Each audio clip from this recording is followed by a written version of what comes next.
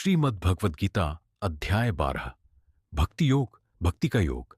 इस अध्याय में श्री कृष्ण अर्जुन से भक्ति के महत्व को समझाते हैं।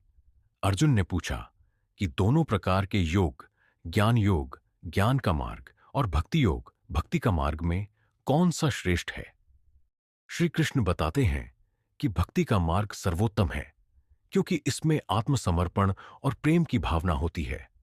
भक्ति के मार्ग में व्यक्ति भगवान के प्रति अपनी निष्ठा, समर्पण और प्रेम से जुड़ता है, जो उसे सभी सांसारिक बंधनों से मुक्त करता है।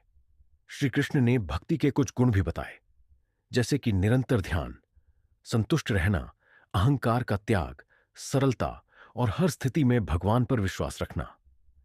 वे यह भी कहते हैं कि जो व्यक्ति शुद्ध और निस्वार्थ भक्ति करता है, वह जल्द ही परमात्मा से जुड़ जाता है। भक्ति के मार्ग में व्यक्ति को किसी प्रकार के विशेष ज्ञान या तपस्या की आवश्यकता नहीं होती, बल्कि सच्चे प्रेम और श्रद्धा से भगवान की पूजा करनी होती है।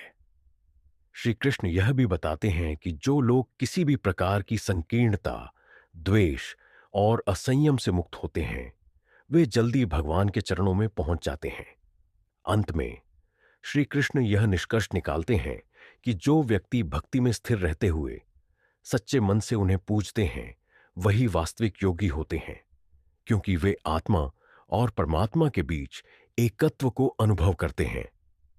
इस अध्याय का संदेश है कि भक्ति का मार्ग आत्मज्ञान की ओर सबसे सरल और तेज रास्ता है।